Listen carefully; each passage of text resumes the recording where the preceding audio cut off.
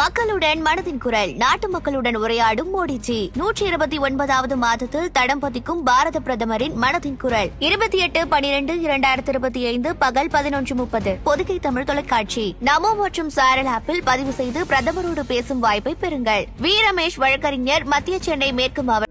உச்சத்தை தொட்ட தங்க விலை. மீட்க முடியாத அடகு நகையை விற்பதற்கு இதுவே சரியான நேரம். இனியும் யோசிக்காதீங்க. உங்க தங்க நகைய அதிக விலைக்கு விற்க சிறந்த வழி prime gold hub. 9840551787. No compromise. உங்க சைடுலயும் எங்க சைடுலயும். It's a GT promise. GT Holidays, South India's #1 travel brand. Piyush Goyal மத்திய அமைச்சர், அதுக்கப்புறம் தமிழகத்துடைய பாஜகவுடைய மேலிட பொறுப்பாளர், தேர்தல் பொறுப்பாளராக இருக்கிறார். அதிமுகவுடைய பொதுச் செயலர் எடப்பாடி பழனிசாமியை சந்தித்தார். அந்த சந்திப்பு நடந்து முடிஞ்ச உடனே ஒரு லிஸ்ட் ஊடகங்கள்ல வெளியாது. அந்த லிஸ்ட்ல அதிமுகக்கு 120 சீட்டு, பாமகக்கு 23 சீட்டு, பாஜகக்கு 23 சீட்டு, ஓபிஎஸ், டிடிவி, தேமுதிக அப்படின்னு சொல்லிட்டு ஒரு பெரிய லிஸ்டே வெளியாது. எனக்கு கிடைத்த தகவல், எடப்பாடி முக்கியமாக பியூஷ் கோயலிடம் பேசியது இந்த சீட்டு விவகாரமே இல்லை. ராகுலை தலைவராக, பொதுச் செயலாளராகவோ அந்த மாதிரி ஒரு பதவியை போடுவதற்கு எதிர்ப்பு காங்கிரஸ். அதற்கு பதில் பிரியங்கா அவர்களை ஆக்க வேண்டும் என்று ஒரு பெரிய குரூப் சொல்லுது. இப்போ திருமாவளவன் கூட கேட்டிருக்காரு, தீபம் ஏற்றுவதால் என்ன பயன், பொதுமக்களுக்கு என்ன பயன் வந்துவிட போகிறது. அப்படியே அந்த வாயை அந்த பக்கத்தை அந்த பக்கம் திருப்பி சந்தனக்கூடு போடுவதால் என்ன பயன்னு கேட்க முடியுமா அவரால்?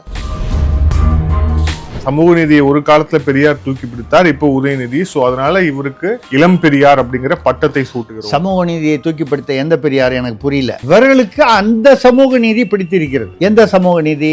அடல்ட்ஸ் ஒன்லி சமூக நீதி. வான்கோழி, வாழ முடியாதவர்கள் புத்தகம்லாம் படிச்சிருக்கீங்களா? சிறுகதையெல்லாம்? ஐயோ, நான் படிக்கல. என்னத்த அப்புறம் திராவிட நீ திராவிடனா இருக்கிறதுக்கே தகுதி இல்லை உங்களுக்கு. இந்த நவோதயா ஸ்கூலை கான்ட்ராக்ட் பேசிஸ்ல நீங்க யாரையாவது நடத்த விடலான்னு சொல்லுங்க, உடனடியாக ஒத்துப்பாங்க. இருமொழி, மும்மொழி, 4 மொழியெல்லாம் பார்க்கவே மாட்டாங்க. கான்ட்ராக்ட் பேசிஸில் நீங்கள் நவோதயா பள்ளிகள் நடத்தலாம்னு உச்சநீதிமன்றம் ஒரு வார்த்தை ஊங்கொட்டோம். உடனே திமுக அரசு அதை ஏற்றுக்கொள்ளும். என்ன, ஜவஹருக்கு பதிலாக கலைஞர் இல்லை பெரியார்னு பேரை மாற்றலாம். தமிழ்நாடு காங்கிரஸ் அதை ஒன்றும் ஆட்சேபனை பண்ணாங்க. அவ்வளவெல்லாம் தமிழ்நாடு காங்கிரஸுக்கு சொர்ணம் எல்லாம் கிடையாது. நேயர்களுக்கு அன்பு வணக்கம். இன்றைய சிறப்பு நேர்காணலில் நம்முடன் இருந்திருக்கிறார் தமிழக அரசியலின் ஆசிரியர் திரு சக்தி சுந்தரராமன் அவர்கள். சார் வணக்கம். வணக்கம். இன்னும் சொல்லுங்க சார். பியூஷ் கோயல் மத்திய அமைச்சர், அதுக்கப்புறம் தமிழகத்துடைய பாஜகவுடைய மேலிட பொறுப்பாளர், தேர்தல் பொறுப்பாளராக இருக்கிறார். அவர் நேற்று தமிழகத்திற்கு வந்தார். தமிழகத்திற்கு அதிமுகவுடைய பொதுச் செயலர் எடப்பாடி பழனிசாமியை சந்தித்தார். அந்த சந்திப்பு நடந்து முடிஞ்ச உடனே ஒரு லிஸ்ட் ஊடகங்கள்ல வெளியாது. அந்த லிஸ்ட்ல அதிமுகக்கு 120 சீட்டு, பாமகக்கு 23 சீட்டு, பாஜகக்கு 23 சீட்டு, ஓபிஎஸ், டிடிவி, தேமுதிக அப்படின்னு சொல்லிட்டு ஒரு பெரிய லிஸ்டே வெளியாது. நேற்றே அது மிகப்பெரிய விவாத பொருளாக மாறி இருக்கிறது. இந்த லிஸ்ட்டை பார்த்தோன்னா உங்களுக்கு என்ன தோணுச்சு? அது ஜென்யூன் லிஸ்டா இருக்கும்னு நினைக்கிறீங்களா, இல்லை எப்படி? அந்த லிஸ்ட்டு எனக்கு தெரிந்தவரை, நான் நேற்று இரவு விசாரித்தவரை, பாஜக அதிமுக வட்டாரங்களில் விசாரித்தவரை, அதாவது as close to Edappadi, as close to Nainar Nagendran, அந்த தொடர்புகளில் விசாரித்த போது அந்த லிஸ்ட்டு ஏதோ ஒரு நிறுவனம் அவங்க கிளப்பி விட்டாங்க. ஏதோ ஒரு நிறுவனம், சரிங்களா, அவங்களா எதிர்பக்கத்துலேருந்து அந்த மாதிரி ஒரு நிறுவனம் வேணும்ட்டே போட்டு விட்டாங்கன்னு சொல்கிறாங்க. ஏன் அது இப்போ அது உண்மையாக இருக்காது அந்த அப்படிங்கிறத வேறு யார் தகவல் சொல்கிறதுக்கு முன்னால் நம்ம அது நம்ம என்ன சொல்லக்கூடிய ஒரு விஷயம் என்னென்னா, அதில் ஓபிஎஸ்ஸுக்கு 4 சீட்டு, டிடிவிக்கு 6 சீட்டு, அப்புறம் அப்படின்லாம் அதில் போட்டிருக்கு. எடப்பாடி நிச்சயமாக அப்படி ஒரு இதை அவர் சப்மிட், அதாவது எடப்பாடி சப்மிட் பண்ணார் பியூஷ் கோயல்கிட்ட அப்படின்னு சொல்லி ஒரு லிஸ்ட்டு வருது வாட்ஸ்அப்பில். அதில் ஓபிஎஸ்ஸுக்கு 4, டிடிவிக்கு 6, ஒரு கணக்கு போட்டு இப்போ உங்களுக்கு 20, பாமகவுக்கு, தேமுதிகவுக்கு 8ன்னுலாம் போட்டு, ஜென்ம காலத்தில் ஓபிஎஸ் பேரையும் டிடிவி பேரையும் எடப்பாடி தன்னுடைய லிஸ்ட்லேயே எழுதி கொடுக்க மாட்டார். நீங்கள் நிச்சயமாக எடுத்துக்கலாம். சரி, அப்படியே அவங்க அவங்களுக்கு ஏதாவது ஒன்று கொடுக்குறதுல அதிமுகவுக்கு அதில் இல்லாமல் பாஜகவிற்கென்று ஏதோ ஒரு சீட்டு கொடுக்குறாங்கன்னு வச்சுங்க. யாத்து கொடுத்ததில் 48ன்னுலாம் காமிக்கிறாங்க. எனக்கு தெரிஞ்சு அவ்வளோலாம் கொடுக்க மாட்டாங்க.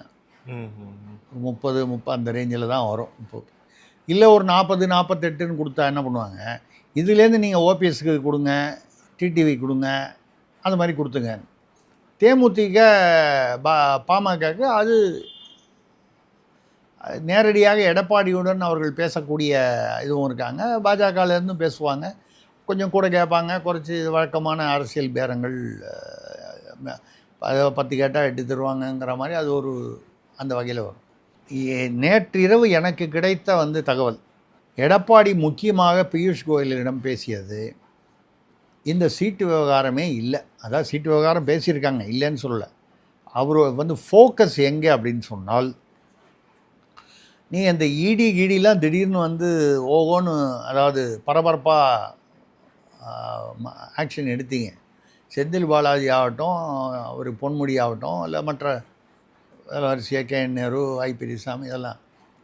ஆனால் ஒரு ஃபாலோ அப் ஆக்ஷன் இல்லை. சில விஷயங்களை தடை வாங்கினாங்க. அதெல்லாம் அந்த தம்பிங்கள்லாம் தடை வாங்கினாங்க. தம்பின்னா நான் சொல்கிறது அந்த ரத்தீஷ், ஆகாஷ் பாஸ்கர். அதுவே கூட இடி அதை மேல்முறையீடு செய்திருக்கிறது. இது போக நீங்கள் அரசியல் ரீதியாக கோர்ட்டு, அது நீதிமன்றம் தனி, அரசியல் ரீதியாக நீங்கள் சில நயினார் நாகேந்திரன் சமீபத்தில் 2 நாளைக்கு முன்னால் பேசியிருக்காரு. 17 அமைச்சர்கள் தேர்தலுக்கு முன் கைதாவார்கள், வழக்கு இருக்குது. 17 அமைச்சர்கள் மேலே வழக்கு இருக்குங்கிறது என்னமோ உண்மைதான், ஒன்றும் பொய் சொல்ல. அவர் 17 பேரையும் கைது பண்ணுவாங்களா அப்படிங்கிறது என்னை பொறுத்த வரைக்கும் அது ஒரு சொல்ல முடியாது. ஒரு 5 பேர் 6 பேர் கைது பண்ணால் கூட அந்த இமேஜ் டென்ட் ஆகும். எடப்பாடி நேற்று பியூஷ் கோயலிடம் பேசியதில் முக்கியமான தகவல் எனக்கு வந்த தகவல், நம்பக்கூடிய தகவல். இதெல்லாம் இந்த இவ்வளோ சீட்டு இதெல்லாம் பேசிக்கலாம். உங்களுக்கு நீங்கள் யாராவது கூப்பிட்டா அவங்களாம் கூப்பிடுவேன். இந்த அதிமுகவுக்குள்ளே ஓபிஎஸ்ஸை நான் அனுமதிக்க மாட்டேன். சசிகலாவுக்கும் அனுமதி இல்லை. டிடிவி தினகரன் அவர் அதிமுகவில் வரப்போகிறதில்லை, அவர் அமமுக தனியாக வச்சுருக்கார். அவங்களுக்கெல்லாம் ஏதாவது சீட்டு கொடுக்கணுன்னா உங்களுக்கு கொடுக்குற சீட்லேருந்து நீங்கள் பிரித்து கொடுத்துங்க. இது 2 பக்கமும் ஏற்றுக்கொள்ளக்கூடியது. அதாவது இப்போ பாஜக சைட்லேயும் நீங்கள் தானாசிய தகராறு இல்லாமல் அதை டீல் பண்ணிக்கலாம். முக்கியமான அவர் ஒரே ஒரு கோரிக்கை தான் அவருக்கு, நீங்கள் தவறு செய்தார்கள் என்று ஏற்கனவே வழக்கு இருப்பவர்கள் மீது நடவடிக்கை, கைது நடவடிக்கை எடுக்கணும்.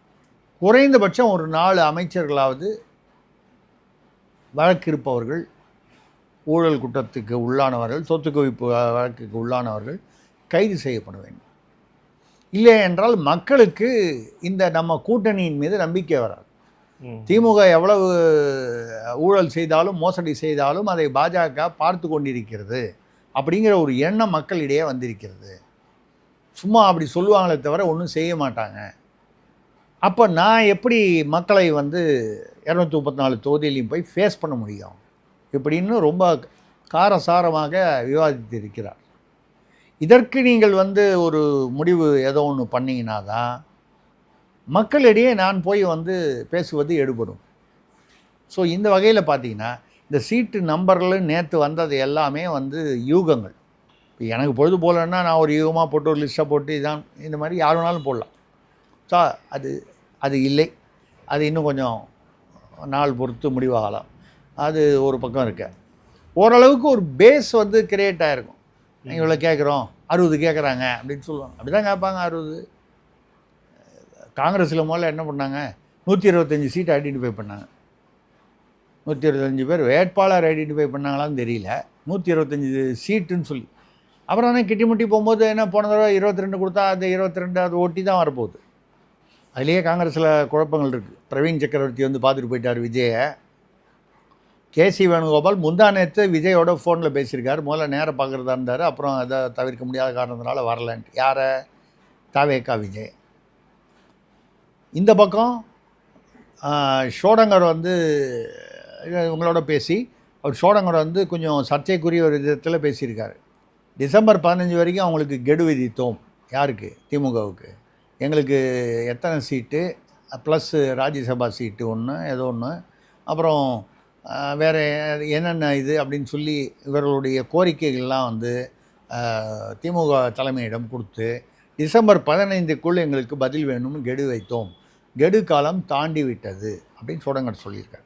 இதுக்கு பெரிய தமாஷை என்னென்னா, காங்கிரஸுக்குள்ளேருந்தே விமர்சனம். யார்? அவர் பேசியிருக்கூடாது, சோடங்கர். அதுக்கப்புறம் இதை பற்றி ஒன்றும் தாவேகாவோட பேச்சுவார்த்தையே இல்லை அப்படின்னு வந்து அந்த அம்மா பேர் வந்து மது கவுடு யாஷ்கி, பேர் கஷ்டமாக இருக்கிறதுனால சீட்டை பார்க்க வேண்டியிருக்கு. அந்த அம்மா வந்து தேசிய செய்தி தொடர்பாளர். அவங்க வந்து என்ன சொல்கிறாங்க, இவர் வந்து சோடங்கர் வந்து பந்து வந்து திமுக பக்கம் இருக்கிறது, நாங்கள் சொல்ல வேண்டியதெல்லாம் சொல்லிட்டோம், கோரிக்கை விடுத்துட்டோம், கெடு காலம் தாண்டி போச்சுன்னு அவர் சொல்கிறார். இந்த அம்மா வந்து வேறு விதமாக என்ன சொல்லுது, இது வந்து நாங்கள் வந்து அந்த தாவேகா கூட்டணி பற்றி சிந்திக்கவே இல்லை. இது சொல்கிறது யார்? டெல்லியிலிருந்து காங்கிரஸ் செய்தி தொடர்பாளர். நம்ம பேர் என்னமோ மது கவுடு யாஷ்கி, கேள்விப்பட்டதில்லை. ஒரு பாட்டில் வரும், சந்தித்த வேளையில் சிந்திக்கவே இல்லை. பிரவீன் சக்கரவர்த்தி 2 தடவை சந்திச்சுட்டு போனான்னு எல்லா தகவலையும் வந்தது. பிரவீன் சக்கரவர்த்தியோ விஜய் தரப்பிலிருந்தோ அதை வந்து யாருமே மறுக்கலை. இல்லை பிரவீன் சக்கரவர்த்தி வந்து தனிப்பட்ட முறையில் ராகுல் பிரியங்காட்டெல்லாம் சொல்லாமல் வந்துட்டாங்க, அவர் மேலே நடவடிக்கை எடுக்கணும் அப்படின்லாம் பேசினாங்க.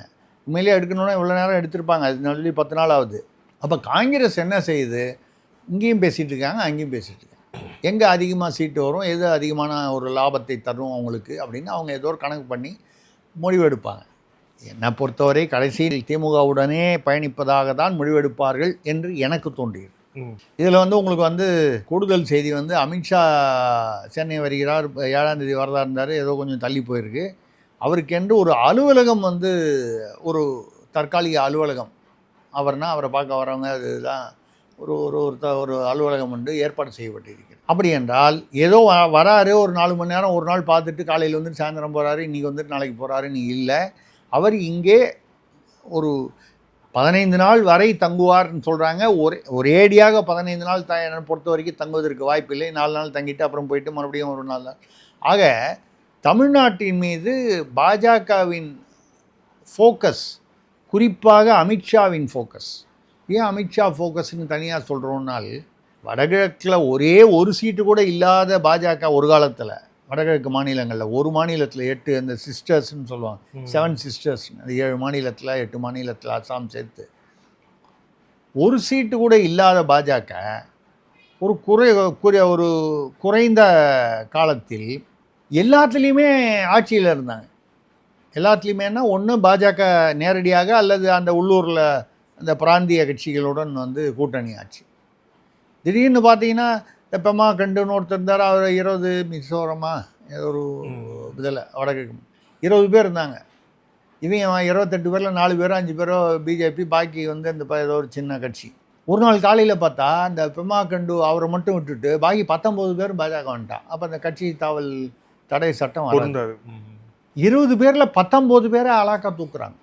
ஐயா, இதெல்லாம் வந்து தார்மீக ரீதியாக சரியாக கிரியான்னு கேட்டால் அரசியல்னு போயாச்சுன்னா தார்மீகமாகுது, கார்மீகமாகுது, அதெல்லாம் ஒன்றும் இல்லை. ஆனால் காங்கிரஸ்லேயே எவ்வளோ குழப்பம் பாருங்கள். இந்த மது யாஷ்கின்னு இந்த அம்மா சொல்லுது, நாங்கள் வந்து சிந்திக்கவே இல்லை தாவேகான். அப்போ ஏன் பிரவீன் சக்கரவர்த்தி 2 தடவை பார்க்குறாரு? முந்தா நேற்று கேசி வேணுகோபால் பேசியிருக்காரு, அதாவது சந்திப்பதாக இருந்து ஏதோ அவருடைய தவிர்க்க முடியாத காரணங்களால் சந்திக்கலை, பேசியிருக்கார். இவர் இங்கே கெடு விதிக்கிறார், கெடு டைம் தாண்டி போச்சு, என்ன பதில் சொல்கிறீங்கன்னு. இப்படி வந்து இங்கே இருக்குது. 2வது காங்கிரஸில் வந்து நீங்கள் வந்து தமிழ்நாடு பிரச்சனையை விட இன்னும் பெரிய பிரச்சனை ஒன்று ஓடிக்கிட்டு இருக்குது. இங்கே தமிழ்நாட்டு ஊடகங்கள் 1-2 ஊடகங்களை தவிர வேறு யாரும், நம்ம ஊரில் தான் சொல்கிறாங்க, நம்ம ஏதோ கும்மிடி பூண்டிட்டான்னா நமக்கு வந்து அது ஏதோ வெளிநாடு. தமிழர்கள் இப்படியே வந்து பழக்கப்படுத்தி விட்டாங்க. ராகுலை வந்து தலைவராக பொதுச் செயலாளராகவோ அந்த மாதிரி ஒரு பதவியை வந்து போடுவதற்கு எதிர்ப்பு காங்கிரஸுக்கு.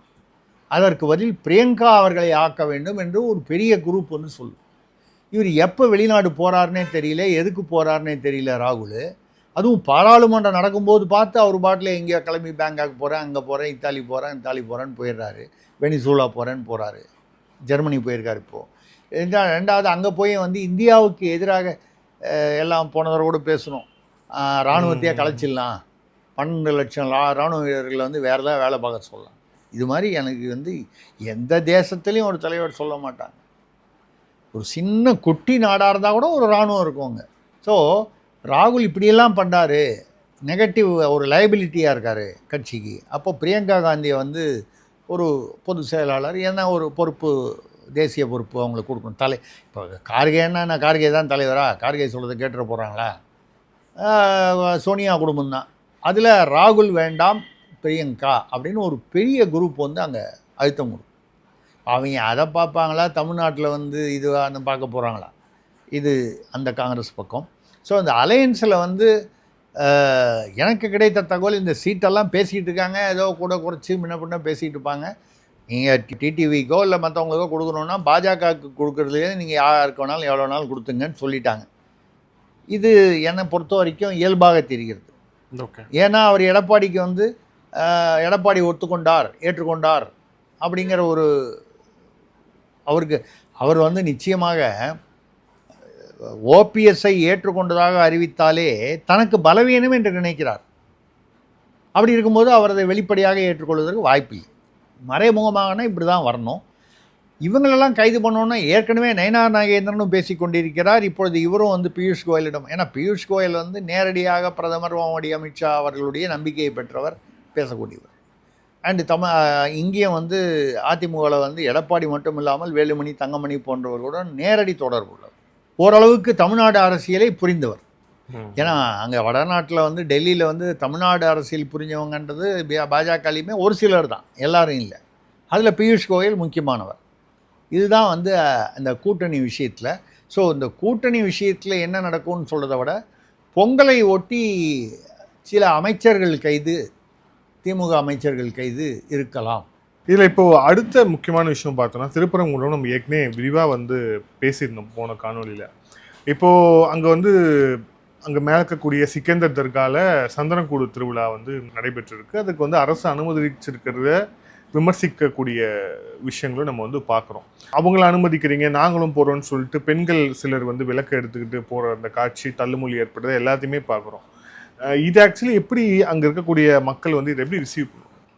அதாவது என்ன பண்ணிட்டாங்க, நாள் வந்து இஸ்லாமியர்கள் வந்து சந்தனக்கூட்டுக்காக அவங்கள அனுமதிக்கிறோன்னு சொல்லிட்டு இந்த தீபத் திருவிழா, அந்த தீபம் ஏற்றுறதுங்கிறது மேட்ரு முடிஞ்சு ரொம்ப நாள் ஆச்சு. அது 10 நாள் முடிஞ்சு போச்சு. நம்ம வந்து மார்கழி மாதத்துக்கே வந்தாச்சு. ஆனால் இப்போவும் வந்து இந்த மலையேறுவதில் வந்து அவர்களை இந்துக்கள் மலையேறுவதை நிறைய தடுக்கிறார்கள். எங்கள் கோயிலுக்கு போய் தீபம் ஏற்றுறது ஒரு வீடியோ, நீங்கள் சொல்கிற மாதிரி வீடியோவை பார்த்த ஒரு பெண்ணு கேட்குறாங்க, ஏன்னா எங்களை அரெஸ்ட் பண்ணுங்கள், நாங்கள் வந்து தீபத்தூணை பற்றி இப்போ பேசவே இல்லை. கரெக்ட். கோயிலுக்குள்ளே போய் நாங்கள் தீபம் ஏற்றுறோம், தீபம் ஏற்றினா அரெஸ்ட் பண்ணுவேன்னு போலீஸ்காரங்க வந்து அழிச்சாட்டியம் பண்ணுறாங்க. ப்ளஸ் காசி விஸ்வநாதர் கோயிலுக்கு அனுமதிக்கலைன்னு சொல்கிறாங்க. சந்தனக்கூடுக்கு அனுமதிக்கிறீங்க, இதுக்கேம் பண்ணலைன்னு சொல்கிறாங்க. இந்து முன்னணி ஒரு பெரிய ஆர்ப்பாட்டம்னு சொல்லி மறுநாளைக்கு அனௌன்ஸ் பண்ணதுக்கு அப்புறம் தான் அன்றைக்கி காலையில் என்ன பண்ணாங்க, இந்துக்களையும் வந்து ஆதார் எண், தொலைபேசி எண்லாம் வாங்கிட்டு அனுமதிக்கிறோம். இப்போ திருமாவளவன் கூட கேட்டிருக்காரு, தீபம் ஏற்றுவதால் என்ன பயன், பொதுமக்களுக்கு என்ன பயன் வந்துவிட போகிறது. அதையே அப்படியே அந்த வாயை அந்த பக்கம் திருப்பி சந்தனக்கூடு போடுவதால் என்ன பயன்னு கேட்க முடியுமா அவரால்? நம்ம கேட்கல. நம்முடைய நம்பிக்கை தீபம் ஏற்றுறது நம்ம ஏற்றுறோம், அவங்க சந்தனக்கூடு நம்பிக்கை அவங்க பண்ணட்டும். இல்லை, சந்தனக்கூடு ஏற்றுறதால ஒரு பலன் இருக்குல்ல சார்? என்ன இருக்குது? சிறுபான்மையினர் வாக்குகள் வருது இல்லை? நம்ம திமுகவுக்கோ விசிகாவுக்கு ஒன்றும் சிறுபான்மையினர் வாக்கு வராது, திமுக கூட்டணிக்கு வருது. அது அவங்களுக்கு புரியுது. மக்களை பார்த்து இந்த கேள்வி கேட்கக்கூடாது இல்லையா? தீபம் ஏற்றுவதால் என்ன பயன் அப்படின்னு அவர் அப்போது நீங்கள் கிரீடம் போட்டுக்கிட்டு கையில் வேலை எடுத்துக்கிட்டு நீங்கள் வந்து நடிக்கிறீங்களே, அதனால் என்ன பயன்? திடீர்னு நீங்கள் வந்து தனிப்பிறவியில் எம்ஜிஆர் வந்து முருகன் வேஷம் போட்ட மாதிரி போட்டு வரீங்களே, என்ன பயன் அப்படின்னு நம்ம கேட்குறோம். ரெண்டாவது, எந்த திருமாவளவன் வந்து இன்றைக்கி வந்து அப்போ அதுக்கு சொல்கிறாரு, முருகர் வந்து ஆதி பறையரா. யார்? முருகப்பெருமான் என்பவர் ஆதி பறையர். அந்த வேலை நான் தாங்கி பிடிப்பதில், பறையன் என்ற முறையில் நான் தாங்கி பிடிப்பதில் அவர் ஆதி பறையர். நம்ம வந்து ஆமாம் இல்லைன்னு அதுக்குள்ளே போல நம்ம இதே தான் சொல்கிறோம். அதை உடனே இந்த பக்கம் பேசும்போது என்ன சொல்கிறாரு, சீமான் வந்து பார்ப்பன கடப்பாறையை வைத்து திராவிடத்தை பிழைப்பேன் என்கிறார். நாங்கள் திராவிடத்தை பிழைப்பதை நாங்கள் பார்த்துக்கிட்டு இருப்போமா? அவங்களே சும்மா இருக்காங்க. அவங்களானா அவங்க முதலாளியே திமுகவே, எங்கள் சும்மா இருப்போமா? என்ன பண்ணுவீங்க? ரெண்டாவது, திராவிடத்தை விட்டு கொடுக்க மாட்டோம்னா 1999 2004 போது அந்த அந்த அந்த 2001 வந்து மங்களூரில் தேர்தலில் நின்று ஜெயிச்சிங்களே, பாஜகவுடன் திமுக கூட்டணி வைத்த போது நீங்களும் சேர்ந்து கூட்டணி வைத்தீர்களே, அப்போல்லாம் தெரியலையா? அதுக்கப்புறம் நடுவில் கொஞ்ச நாள் அதிமுகவோட கூட்டணி வச்சிங்களே, அப்போ உங்கள் கொள்கை என்ன? அப்புறம் அந்த மக்கள் நல கூட்டணின்னு வைகோ விஜயகாந்தோட கூட்டணி வச்சிங்களே, அப்போ தெரியலையா? நாங்கள் கொள்கை அடிப்படையில் கூட்டணி அப்படிங்கிறாரு. ஆதி பறையர் என்பதால் முருகர் ஆதி பறையர் என்பது இப்போது தான் தெரிந்ததா? முருகர் ஆதி பறையர் என்று தெரிந்த பிறகு கூட இந்து கோயில்களில் வந்து ஆபாசமான சிலைகள் இருக்கிறது என்று பேசினீர்களே, அப்போ ஆதி பறையர் ஆகிய முருகருடைய கோயிலிலும் அந்த ஆபாச சிலைகள் இருக்கிறது என்பது திருமாவளவனுடைய கருத்தா? அப்புறம் கூட கேட்டிருக்காரு, பார்ப்பனர்களில் யாராவது முருகன் என்று பெயர் வைப்பவர்கள் இருந்தால் அழைத்து வாருங்கள், என்னிடம் காட்டுங்கள்னு சவால் விட்டுருக்காரு. அதன் மூலமாக நான் சவால் விடுறேன். முருகன் என்ற ஒரு பிராமணர், பார்ப்பனர் நீங்கள் சொல்லுங்கள், பிராமணர் நான் சொல்லுவேன், சவம் தூக்குபவர், பிணம் தூக்குபவர், அது ஏழை பிராமணர், எனக்கு தெரிந்த ஒருவர், அவருக்கு இருக்கும் ஒரு 55 வயசு, நான் கூட்டுவேன். சவால் விட்டீங்கல்ல. கந்தசாமி அப்படின்னு பிராமணர்கள் பெயர் வைக்கிறார்கள், கந்தன் என்று பெயர் வைப்பார்கள், கந்தசாமி என்று பெயர் வைக்கிறார்கள், இதெல்லாம் உண்டு. முருகப்பெருமான் ஏதோ வந்து கார்த்திக், ஆறுமுகம் எல்லாமே இல்லை ஒரு எல்லாமே முருகன் பேர் தானே. நீங்கள் சுப்பிரமணியன் சொன்னீங்கன்னா வட இந்திய பேர்னு சொல்லுவாங்க, கார்த்திகேயன் சொன்னால் வட இந்திய பெயர், முருகன் குமரன் இதெல்லாம் மட்டும்தான் சொல்கிறாங்க. இல்லை, நான் அதனால் திருமாவளவனுக்கு நான் பதில் சொல்கிறேன். முருகன் என்ற பெயரில் ஒரு பிராமணர் பெயர் இருந்தால் கூட்டி வாருங்கள் பார்க்கலாம் சொல்கிறாரு. ஐயா இடம் சொல்லுங்கள் எங்கே என்று நான் கூட்டி வருகிறேன். அவர் சவம் தூக்குபவர், பிராமணர். சவம் தூக்குபவர் பிராமணர்கள் இருக்கிறார்கள், அதுக்கும் இருக்காங்கல்ல, அது சம்மந்தமான அந்த காரியங்கள் இருக்கார். கந்தசாமி, கே பாலச்சந்தர் இயக்குனர் இருந்தாருடைய அவருடைய மகள் புஷ்பா, புஷ்பாவுடைய கணவர் பேர், அந்த அம்மாவே புஷ்பா கந்தசாமி. இப்போ கந்தசாமின்னு பேர் வச்சுருக்காங்க. அடுத்தது நான் ஒரு கேள்வி கேட்குறேன், இவங்க அப்பா பேர் என்ன? யார்? திருமாவளவன் பேர், திருமாவளவன் போட்டுருக்காரு. அவங்க அப்பா பேர் தொல்காப்பியன்னு வச்சுருக்கு. ஆனால் ரெக்கார்டில் வருவாய் இதிலெல்லாம் அவங்க அப்பா பேர் ராமசாமின்னு. தொல்காப்பியன்னு பேர் வந்து இவர் வந்ததுக்கப்புறம் வச்சது. இவர் பேரே திம்மவாளுன்னு ஏதோ பேருன்னு சொல்லி ஒரு தகவல் வருது. இல்லை, இவர் தொல்லியல் துறையில் அரசு துறையில் வேலை செஞ்சார், அதனால தான் தொல்லுன்னு வச்சாங்க. தொல்லியல் துறையில் வேலை செஞ்சாலும் அந்த தொல் அப்படின்னு. இப்போ வருவாய்த்துறையில் இருந்தால் வருன்னு வச்சுருவாங்களா? என்னங்க இது ரொம்ப சார். இல்லை சார், இது வந்து அப்புறம் வந்து வேறு ஏதாவது மாநகராட்சின்னா உடனே மான்னு வச்சுருவாங்களா? இப்போ மா சுப்பிரமணியம் மாநகராட்சியில் வேலை பார்த்ததுனால தான் அவர் வந்து மா சுப்பிரமணியன்னு வச்சுக்கிட்டாரா? இப்படிலாம் வந்து கதை விடக்கூடாதுங்க. நான் உங்களுக்கு கதை சொல்கிறேன் கேளுங்க, உண்மையான கதை, வரலாறு. இவங்க அப்பா பேர் ராமசாமி.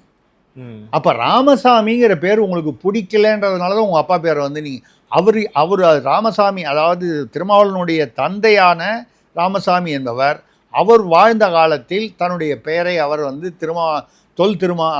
தொல்காப்பியன் என்று மாற்றியதாக ஒன்றும் ஆவணங்கள் எனக்கு தெரிந்து இல்லை. சில பேர் அழைக்கப்படுவாங்க. இப்போ என்னை வந்து திருசக்தியார்னு அழைக்கிறாங்க, அதுக்காக என் ஆதார் கார்டில் பார்த்தா திருசக்தியார்னு இருக்குமானா இருக்காது, சுந்தரராமன் தான் இருக்கும். அப்போ ராமசாமி என்கிற பெயர் உங்கள் அப்பாவுக்கு இருக்கிறது பிடிக்காமல் ஈவே ராமசாமி, அதுக்காக மாற்றினீங்களா அப்படின்ற ஒரு கேள்வி. ஈவேரா பெயர் வந்து ஏதோ அது வந்து ஒரு அவமானமான பெயராக நினைத்து மாற்றினீங்களா? சரி, அடுத்து ஒரு கேள்வி, என்ன பேர் சொன்னீங்க? அவர் அப்பா பேர் தொல்காப்பியன். தமிழுக்கு இலக்கணம் முதலாக எழுதினது யார் தெரியுமா உங்களுக்கு? அகத்தியர். தமிழ் இலக்கணத்தை முதல்ல எழுதி, அவர் பிராமணர். ஆனால் இவங்க சொல்லுவாங்க அவர் ஆரியர், அதாவது பிராமணர்னு சொல்லும்போது ஆரியர், அவர் பிராமணர்கள் எல்லாமே ஆப்கானிஸ்தான் கைபர் கணவாய் வழியாக ஆடு ஓட்டி கொண்டு வந்தார். அப்போது ஆடு ஓட்டிக்கிட்டு வந்த ஆள் வந்து நம்ம மொழியை, தமிழ் மொழியை கற்றுக்கிட்டு இலக்கண நூல் எழுதுகிற வரைக்கும் தமிழ்நாட்டில் தமிழர்களுக்கு இலக்கணமே தெரியலையா? கேள்வி இருக்கா இல்லையா? சரி, அவருடைய சீடர்னால் ஆக்சுவலாக அவர் வாழ்ந்தபோது வாழலை, 300 வருடங்களுக்கு பிறகு அவருடைய புத்தக அந்த நூலை வந்து அதை வழிகாட்டியாக வைத்து தொல்காப்பியர், ஏன்னா அகத்தியர் எழுதின அந்த அகத்தியம் என்ற இலக்கண நூல் இப்போ எங்கேயுமே கிடைக்கல, ஓலைகள்லாம் கிடைக்கல. தொல்காப்பியர் இருக்குது. இந்த தொல்காப்பியர் வந்து அகத்தியத்தை அடிப்படையாக வைத்து எழுதினவர், அதோடைய ஒரு விரிவாக்கம்னு வச்சு. தொல்காப்பியர் என்பவர் யார்?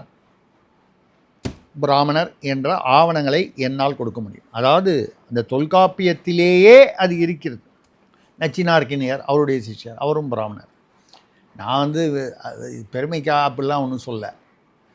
அப்போது திருமாவளவன் ராமசாமி நாயக்கர்னு வந்ததுனாலேயோ எதனாலேயோ ராமசாமி என்ற பெயரை பிடிக்காமல் தொல்காப்பியன் என்கிற ஒரு பிராமண பெயரை தன்னுடைய தந்தைக்கு சூட்டினாரே எதனால்? நான் பறையன், ஆதிப்பறையன், ஏற்றுக்கொள்கிறோம், உண்மை.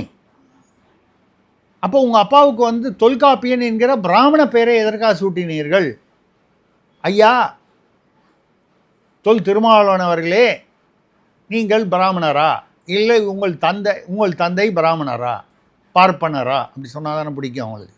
இல்லைன்னா எல்லாம் அந்த நேரத்துக்கு எது தேவையோ அதை பயன்படுத்தி அப்பா தானே வந்து பிள்ளைக்கு பேர் வைக்கணும். இங்கே வந்து உல்டாவா இருக்கு. அதான் சொல்கிறேன். நீங்கள் வருவாய்த்துறை மற்ற ஆவணங்களில் வந்து அவங்க அப்பா பேர் வந்து தொல்காப்பியன்னு எடுத்துக்காம சொல்லுங்க பார்ப்போம்.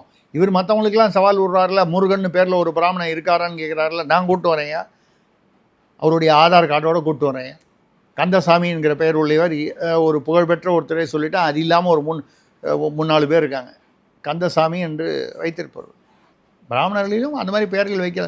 இதை தவிர நீங்கள் வந்து முத்துக்குமார்னு வச்சுருப்பாங்க, சுப்பிரமணியம்னு வச்சுருப்பாங்க, கார்த்திகேயன்னு வச்சுருப்பாங்க. பிராமணர்கள் மட்டும்தான் அந்த பேர் வச்சுருப்பாங்கன்னு இல்லை, எல்லாம் குமாரசாமி, முத்துசாமி, இந்த மாதிரி இதெல்லாம் வந்து மற்ற சாதிகளில் இந்துக்களில் பொதுவான பெயர். அது இதுலேயே வந்து முருகர் வந்து ஏதோ பார்ப்பனர் இல்லை, பறையர். சரி, முருகர் பறையரா ஏற்றுக்கொள்வோம். அவங்க அப்பா வந்து அவர் வந்து இதுதான் பார்த்தார், இடுகாட்டில் தொழிலாளியாக தான் அவரை காமிக்கிறாங்க சிவபெருமான். அப்போ அவர் இன்னும் அதுக்கு அருந்ததியரில் வந்துடுவார் அவர், பறையரை தாண்டி. அதுக்கப்புறம் அவருடைய முருகருடைய அண்ணங்கிற விநாயகர் மட்டும், அவர் மட்டும் எப்படி பிராமணர் ஆகிடுவார்? அவர் மட்டும் எப்படி வடநாட்டு கடவுளாவார்? தென்னாடுடைய சிவனே போற்றி, சிவனே தென்னாடு தான். அவர் பையன் ஆதிப்பறையர். நான் சொல்ல, திருமாவளவன் சொன்னார். நான் அதில் வந்து எந்த விதமான விமர்சனமோ அதை வந்து மறுத்து பேசலை. அப்போ இவங்க மட்டும், விநாயகர் மட்டும் வந்து பிராமண கடவுள் இல்லை வடநாட்டு கடவுள் எப்படி முடியும்? பெரிய டிஸ்கஷனாக போகும். இல்லை இதாவது நான் சொல்கிறது, நான் ஆராய்ச்சிக்குள்ள அவங்க இதுக்காக ரெடிமேடாக ஒரு பதில் வச்சுருப்பாங்க. என்னென்னா, இந்து மதமே வந்து ஒன்றிணைக்கப்பட்ட மதம், கானபத்தியம், சைவம், வைணவம், இது எல்லாத்தையுமே ஒன்றிணைச்சது தான், இவங்க எல்லாருமே ஒரு ஃபேமிலி ஆக்குனாங்கன்னு அவங்க ஒரு இல்லை. அதை நம்ம மறுக்கவே இல்லை. இந்து என்பது மதமே இல்லை, ஆரம்பத்தில் அது மதமாகவே கருதப்படவில்லை, அது ஒரு வாழ்வியல் முறை. கணபத்தியம் என்றால் வந்து இப்போ பிள்ளையாரை கும்பிடுவது, சாக்தம் என்பது சக்தியை கும்பிடுவது, சைவம் என்பது சிவனை கும்பிடுவது, வைணவம் என்பது திருமாலை கும்பிடுவது. இப்படி வரும்போது தானே நீங்கள் தமிழர்களில் வரும்போது குறிஞ்சிக்கு வந்து முருகன், பாலைக்கு வந்து காளி, மருதத்துக்கு ஒரு கடவுள், இதுக்கு வந்து நெய்தலுக்கு வந்து திருமால், இப்படி கடலுக்கு, அதாவது கடல், மலை, நிலப்பகுதி, பாலை, இப்படி அஞ்சா பிரித்து அது ஒரு கடவுள்.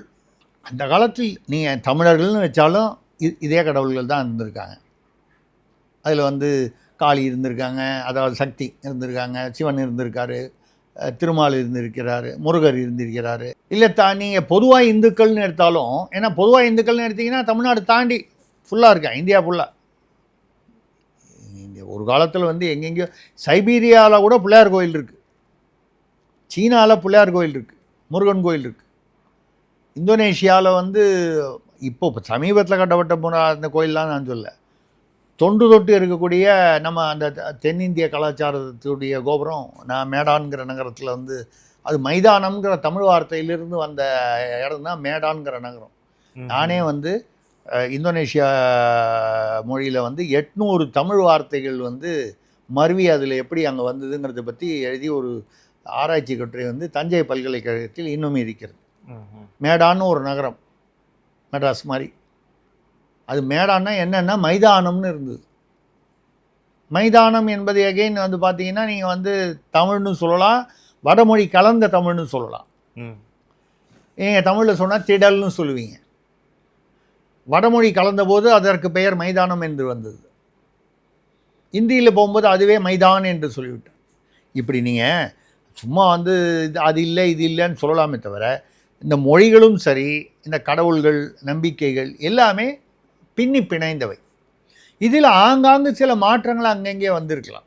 இப்போ திருமாவளவன் வந்து அவருடைய அப்பாவுக்கு, அதான் நீங்கள் சொல்கிற மாதிரி அப்பா பையனுக்கு பேர் வைக்கிறது போக பையன் அப்பாவுக்கு வந்து ராமசாமி என்ற பெயரை வந்து அப்படி கொஞ்சம் அப்படி தள்ளி வச்சுட்டு அந்த பேர் அவங்களுக்கே பிடிக்கலையா என்னன்னு தெரில. ஒரு கால் பறச்சிகளும் பள்ளச்சிகளும் ஜம்பர் போட்டதுனால தான் வந்து ஜாக்கெட் விலை ஏறி போச்சுன்னு பெரியார் வந்து பேசியிருக்காரு, எழுதியிருக்கார். விடுதலை பத்திரிகை, குடியரசு பத்திரிகை எல்லாம். அந்த கோபத்தில் ஒரு கால் அந்த பேர் வேண்டான்னு நினச்சிட்டாரா வெளியில் சொல்லாமல். தொல்காப்பியன் என்கிற ஒரு பிராமணர் பெயரை வைத்தாரே ஏன் என்று எனக்கு தெரியல. நான் வைத்ததில் வந்து எனக்கு எந்த விதமான அப்ஜெக்ஷன் இல்லை. யார் வேணாலும் எந்த பேர் வேணாலும் வைக்கலாம். என் அப்பாவுக்கும் வைக்கலாம், தாத்தாவுக்கு கூட நம்ம பேர் வைக்கலாம். தாத்தா ஏன்னு வந்து கேட்க போகிறது இல்லை என் பேர் ஏன் மாற்றினேன். இதுதான் வந்து இதெல்லாம் வந்து இந்த வேல் வந்து இந்த எலெக்ஷனுக்கு 3 மாதம் 4 மாதம் இருக்கும்போது தான் வேல் வருது, கிரீடம் வருது. இதுக்கு முன்னால் நீங்கள் என்னெல்லாம் பேசுகிறீங்க? இல்லை இப்போவுமே திருப்பரங்குன்றத்தில் என்ன கேட்குறீங்க? தீபத்தூணால் பொதுமக்களுக்கு என்ன பயன்னு கேட்குறீங்க. சந்தனக்கூட்டால் என்ன பயன்னு உங்களால் கேட்க தைரியம் வருமா? நான் சந்தனக்கூட்டை நான் எதிர்க்கவில்லை. நாகூர் தர்கா இருக்கு இல்லையா, மிகப்பெரிய சந்தனக்கூட்டு திருவிழா. அந்த அந்த அந்த சமாதி அல்லது தர்கான்னு சொல்லக்கூடிய அதுக்கு ஒரு சந்தனக்கூடு, அதுதான் அது ஒரு திருவிழா. எல்லா தர்காலையுமே அது கொண்டாடுவாங்க. ஒரு தர்காவில் ஒரு சமயத்தில் கொண்டாடுவாங்க அந்தந்த பெரியவருக்கா. நாகூர் தர்காவில் இன்றைக்கும் வந்து நீங்கள் வந்து கேட்டு போங்க, விசாரித்து பாருங்கள். சந்தனக்கூடு இப்போ வந்து அரசே வாங்கி கொடுக்குது. 45 டன்னான ஏதோ வந்து சந்தனம், அதுக்கு வேண்டிய சந்தனம்லாம் வாங்கி கொடுக்குது அரசு.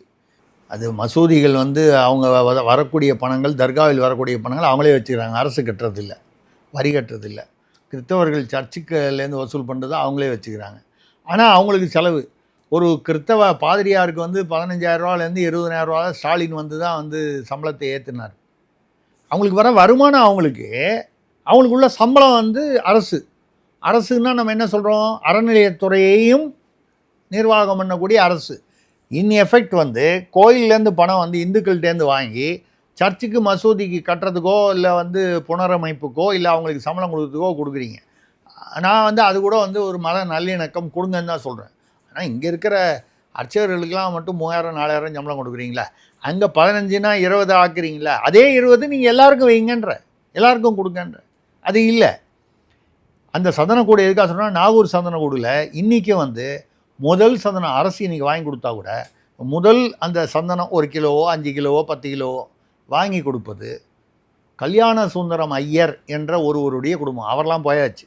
அவருடைய பேரனும் கொள்ளு பேரனும் இருக்காங்க. அவங்க அந்த அந்த அந்த ஊருக்காரங்க. அதை அவர்கள் ஒரு பெருமையாக நினைத்து கொண்டு இன்னும் வந்து இந்த முதல் மரியாதைன்னு சொல்லக்கூடிய, அதாவது முதல் தீர்த்தம்னு சொல்லுவாங்க, அந்த மாதிரி இந்த கல்யாண சுந்தரம் ஐயர் என்ற அவருடைய வாரிசுகள் அவர்கள் தான் வாங்கி. யாருக்கு? நாகூர் தர்காவுக்கு. இது ஏன் எனக்கு நல்லா தெரியும்னா, இந்தோனேஷிய அதிபராக இருந்த மேகவதி சுகர்ணோபுத்திரி, நான் அவங்களுக்கு ஆலோசகராக இருந்தேன். அவருடைய கணவர் வந்து, அவர் பேர் வந்து தாஃபிக் கிமாஸ்னு. அவரோட நான் வந்து, அவரும் ஒரு எம்பி, இப்போ கட்சியில் பொதுச்செயலாளர், பேசிக்கிட்டு இருக்கும்போது எங்களுக்கெல்லாம் சொந்த ஊர் வந்து, அதாவது பூர்வீகம் ஏதோ நாகூர்னு ஒரு ஊர் இருக்கான் அப்படின்னு எழுதி காமிச்சார். அது பேரை கூட அவருக்கு சரியாக சொல்ல தெரியல. எனக்கு அந்த ஊருக்கு போகணுன்னு ஒரு ஆசையாக இருக்குன்னார். அவரோ கொள்ளு தாத்தாவோ அதுக்கு எள்ளு தாத்தாவோ யாரோ அங்கேருந்து வந்து நான் கூப்பிட்டு போய் நாகூர்லாம் சுற்றி காமிச்சேன் அவருக்கு. தான் உங்கள் பூர்வீகம்னு நீங்கள் சொல்லக்கூடிய இடம் அப்படின்னு சொல்லி அங்கே போய் கேட்டால் அவர் வந்து பார்த்தும்போது அதை சொல்லும்போது அவருக்கு வந்து இந்த நம்ம சொல்லக்கூடிய பிராமணர் இதெல்லாம் வந்து அவங்களுக்கு புரியாது. அப்போ ஏன்னா நாகூர் தர்காவிற்கு நான் போவதற்கான வேறு வாய்ப்பு இல்லை. அங்கே போகும்போது விசாரித்தால் இது வந்து ஒரு செய்தியாகப்பட்டது, ஒரு மத நல்லிணக்க செய்தியாக இதை எடுத்துக்கணும். அப்போது நீங்கள் சந்தனக்கூடு ஏன்னு நீங்கள் கேட்கல, ஆனால் தீபம் ஏற்றுவதால் என்ன பயன்? அதை விட முக்கியமானது என்னென்னால், ஐயா அந்த தூணில் தான் பிரச்சனை, வழக்கு இருக்குது, விசாரணை இருக்குது, ரைட்டு. கோயிலுக்குள்ளே இப்போ தீபம் ஏற்றுறது, அதுதான் அந்த வீடியோவில் பார்த்துருப்பீங்க. ஒரு பெண் சுடிதார் போட்டு கேட்குறாங்க, அரெஸ்ட் பண்ணுவீங்களா? எதுக்கு அரெஸ்ட் பண்ணுவீங்க? என்ன திமுக அரசு? நாங்கள் என்ன பண்ணுறோம்? கோயிலுக்குள்ளே போய் தீபம் ஏற்றுறோம். கோயிலுக்குள்ளே தீபம், அந்த தீபத்தூண்னு பிரச்சனையில் இருக்குது, அங்கே போகல. நாங்கள் கோயிலுக்குள்ளே எங்கேயுமே தீபம் ஏற்றக்கூடாதுன்னா இது எப்படி நீங்கள் சொல்லுவீங்க? தீபம் ஏற்றுவது சட்டத்தில் எந்த பிரிவு பிரகாரம் வந்து குற்றம்னு சொல்லுங்கன்னு போலீஸ்காரன் கேட்குது. உடனே போலீஸ்காரர் இன்ஸ்பெக்டரை எஸ்ஐ அவர் மேலிடத்துலேருந்து உத்தரவு, நாங்கள் ஒன்றும் பண்ண முடியாது, வழக்கமான பதில். அந்த பெண் கேட்குறாங்க, சுற்றி பல பேர் வந்து இருக்காங்க. அப்போது நீங்கள் தீபம் ஏற்றுவதே தவறு கோயிலுக்குள்னு சொன்னால், இந்துக்கள் அனைவரும் ஒன்றுபடும் நாள் வராது என்ற நம்பிக்கையில் திமுகவும் திமுக கூட்டணி கட்சிகளும் இருந்தன. அதை தாண்டி இப்போ வந்து இந்துக்களுடைய ஒற்றுமையை யார் ஏற்படுத்தி கொடுத்தார்கள்? கட்டிசி டிஎம்கே. நன்றி திமுக, சேகர் பாபு. நேர்காணல இறுதியான கேள்வி, நவோதயா தொடர்பான ஒரு இஷ்யூ வந்துச்சு. அதான் அது பெரிய அளவுக்கு ஊடகங்கள் வரல. ஆனால் அதோடைய ஆர்கியூமெண்ட்ஸ் அதெல்லாம் பார்க்கும்போது உச்சநீதிமன்றம் ரொம்ப காரசாரமாக வந்து பேசியிருக்கிறாங்க. அப்படிங்கிற நாகரத்னா அவர்களுடைய அமர்வு ரொம்ப காரசாரமாக பேசி, அதில் வந்து தமிழ்நாட்டின் நீதிபதி மகாதேவன் அவர்களும் அந்த அமர்வில் இருக்கிறார். மகாதேவன் வந்து நான் படித்த பள்ளியில் எனக்கு ஜூனியராக இருந்தவர். ஒரு கூடுதல் உபரி தகவல். ஓகே. ஸோ இப்போ அந்த ஆர்கியூமெண்ட்ல மெயினாக சொல்லும்போது இந்த டெண்டன்சிலேருந்து வெளில வாங்க, மை ஸ்டேட் அப்படிங்கிற டெண்டன்சிலேருந்து வெளியே வாங்க, நீங்கள் வந்து அரசியல்லேருந்து வெளியே வாங்க, இது வந்து குழந்தைங்களுக்கு பிள்ளைகளுக்கு வந்து ஒரு பயன் அளிக்கக்கூடிய விஷயம், அதை வந்து யூஸ் பண்ணுங்க அப்படின்ட்டு வந்து சொல்லியிருக்கிறாங்க. ஸோ இவங்க வந்து 2 லாங்குவேஜ் பாலிசிலேயே நின்று பேசும்போது நீதிபதிகள் அந்த மாதிரி கருத்தை சொல்கிறாங்க. இதை ஓவராலாக எப்படி பார்க்கலைங்க? இப்போது முதல்ல வந்து நவோதயா பள்ளிங்கிறது வந்து முதல்ல அந்த திட்டத்துக்கு வந்து பேர் வைக்கும் போதே ஜவஹர் நவோதயா பள்ளின்னு வச்சாங்க. ஜவஹர் யாருடைய பேர்? ஜவஹர்லால் நேருடைய பேர், காங்கிரஸ்காரருடைய பேர். அந்த கூட்டணியில் இருக்காங்க. தமிழ்நாட்டில் இருக்கக்கூடிய காங்கிரஸ் நவோதயா பள்ளியை திமுக எதிர்ப்பது என்ற காரணத்திற்காக அவங்களும் சேர்ந்து மறைமுகமாக எதிர்க்கிறார்கள். எந்த நவோதயாவை? ஜவஹர் நவோதயாவை. யார் எதிர்க்கிறாங்க? காங்கிரஸும் சேர்ந்து எதிர்க்கிறது. இது ஒரு அபத்தமான ஒரு விஷயம். என்னன்னே புரியாமல் தமிழ்நாடு காங்கிரஸில் வேறு என்ன புரிஞ்சது, இது புரியறதுக்கு அது வேறு விஷயம். ரைட்டு. அடுத்தது நவோதயானா என்ன, ஏன் வந்து நவோதயா வந்து வரணும் அப்படின்னு நீதிமன்றம் சொல்லுது. 6ஆம் கிளாஸ்லேருந்து 12ஆம் கிளாஸ் வரைக்கும் வந்து அநேகமாக, அது என்ன அந்த அநேகமாக பதிலும் சொல்லிடுறேன், இலவசமாக குறிப்பாக கிராமங்களில் இந்த பள்ளிகள் ஆரம்பிப்பது தான் வந்து நவோதயா திட்டம்.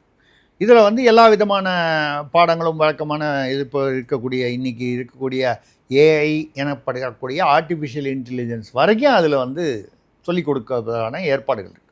6 to 9 கிளாஸ் வகுப்புகள் இது முற்றிலும் இலவசம் எல்லாருக்கும். 9லேருந்து 12ஆம் கிளாஸ் வரைக்கும் பட்டியலினத்தை எஸ்சி எஸ்டிக்கு மட்டும் இலவசம். மற்றவர்களுக்கு ஒரு குறைந்த கட்டணம், சகாயமான நாமினல் கட்டணம். பெரிய டொனேஷன் அந்த மாதிரி பெரிய அளவுக்குலாம் இல்லை. அவங்க என்ன சொல்கிறாங்க, மும்மொழி பிரச்சனை அங்கே தான் வருது. மும்மொழி கிடையாது, இருமொழி தான். இருமொழினா என்ன மொழி? ஒன்று தமிழ், இன்னொன்று ஆங்கிலம். அவங்க மும்மொழின்னு சொல்லி இந்தியை வந்து நவோதயாவில் கட்டாயம்னு சொன்னால் நீங்கள் அதை எதிர்த்தீர்கள் என்றால் அது சரியா தவறா என்பதை தாண்டி இது திராவிடம் என்று ஒரு கணக்கு சொல்லலாம். ஏதாவது ஒரு மொழி, இந்தி உட்பட பல மொழிகளில், தெலுங்கு, கன்னடம், மலையாளம், ஏதோ குஜராத்தி கூட வச்சுங்க, பட் அதுக்கெலாம் வாத்தியார் வேணும். இது இன்னும் சம்மந்தமே இல்லாமல் மணிப்பூரி படிக்கணுன்னா ஒரே ஒரு பையன் படிக்கிறான்னா அதுக்கு ஒரு வாத்தியார் போட முடியுமா? யதார்த்தத்திற்கு கட்டுப்பட்டது. ஒரு மொழி தானே சொல்கிறாங்க. அதில் இந்தியை கட்டாயப்படுத்தவில்லையே உங்களை. இந்தி விருப்பப்பட்டவர்கள் படிக்கலான்னு சொல்கிறாங்க. சிபிஎஸ்சி நம்ம வேளச்சேரி சன்ஷைன் ஸ்கூலில் கற்றுக் கொடுக்குறீங்களா? உங்கள் குடும்ப பள்ளியில் திமுக நிர்வாகிகளோட பள்ளிகள்லாம் ஹிந்தி கற்றுக் கொடுக்குறீங்களா? இங்கேயும் வந்து ஹிந்தி கற்றுக் கொடுத்து தான் ஆகணும்னு நவோதயாவில் சொல்லலை. நவோதயா ஏன் வந்து மாநில அரசு தேவைப்படுதுன்னா அதற்கான நில அடையாளங்களை இவர்கள் தான் வந்து நிலத்தை அடையாளப்படுத்தி கொடுக்க வேண்டும். மத்திய அரசு இலவசமாக தமிழக மக்களுக்கு கிடைக்கக்கூடியது டெக்னிக்கல், அதாவது இன்றைய லேட்டஸ்ட் டெக்னாலஜி வரை அதில் வந்து இன்க்ளூடட். ரெண்டு கிராமப்புறங்களில் வருது, இன்னொன்று அது உண்டு உறைவிட பள்ளி வேறு, அது ரெசிடென்ஷியல். ஆமாம், உண்டு உறைவிடம். அப்போது ஏழை மக்களுக்கு சாப்பாடு, நீங்கள் அங்கன்வாடி, அப்புறம் வந்து சத்துணவு, கித்துணவு எல்லாமே அதுக்குள்ளே வந்துடுது. இதெல்லாம் மெர்ஜ் பண்ண மாதிரி ஒரு ஸ்கீம். அவனுக்கு உறைவிடம், நல்ல படிப்பு, தொழில்நுட்ப படிப்பு, நிச்சயமாக மும்மொழின்னு வரும்போது இருமொழி, உங்களுடைய இருமொழி அங்கே வந்துருச்சு, தமிழ் ஆங்கிலமும் வந்துருச்சு. 3வது மொழி வேணா ஹிந்தி, இல்லைன்னா தெலுங்கு, கன்னடம். இப்போ நான் கேட்குறேன், வேலூர், திருப்பத்தூர், ராணிப்பேட்டை இந்த மாதிரி சில ஆம்பூர் பகுதிகளில் பல அரசு பள்ளிகளில் உங்களுக்கு தெரியுமா? அதே மாதிரி திருநெல்வேலியில் மேலப்பாளையம் அந்த மாதிரி பகுதிகளில் உள்ள சில பள்ளிகள், அரசு பள்ளிகள், தமிழ்நாடு அரசு பள்ளிகள் தமிழே கற்றுக் கொடுப்பது இல்லை. உருது இருக்குது. நான் உருதுக்கு எதிராகவோ இஸ்லாமியருக்கு எதிராகவோ பேசலை. ஐயா, தமிழை கற்றுக் கொடுத்துட்டு கூடவே உருது அந்த ஏரியாவில் இஸ்லாமியர்கள் இருக்கிறார்கள், உருது தேவைப்படுகிறது, கற்றுக் கொடுங்க. தமிழை ஏன் எடுத்தீங்க? அப்புறம் நாங்கள் வந்து செம்மொழி, கருமொழி, இந்த வாய்மொழி எதுக்கு? பாரதியார் சொல்கிற மாதிரி வாய்ச்சொல்லில் வீரர்களின் வெறும் வாய்ச்சொல் எதுக்காக? அப்போ இஸ்லாமியர்கள் தமிழ் பேச மாட்டார்களா? இங்கே உள்ள இஸ்லாமியர்கள்லாம் பாரசீகத்தில் இருந்து வந்தவர்களா? நம்ம ஊர் ராமசாமி, குப்சாமி, சின்சாமி, சின்ராஜ்லாம் வந்து ஏதோ காரணத்தினால வந்து மதம் மாற்றுறாங்க. இவரெல்லாம் பாபர் வம்சமா? இல்லை கிறிஸ்தவர்கள்லாம் வந்து ராபர்ட் கிளை வம்சமா? என்ன, அதாவது ஏதோ அவர்கள் வந்து அந்நியர்கள். அப்போ அந்த இடத்துல வந்து தமிழ் கூடாதுன்னு தமிழ்நாட்டில் சொல்கிறவங்க அவர்கள் தமிழர்களாகவே இருக்க முடியாது.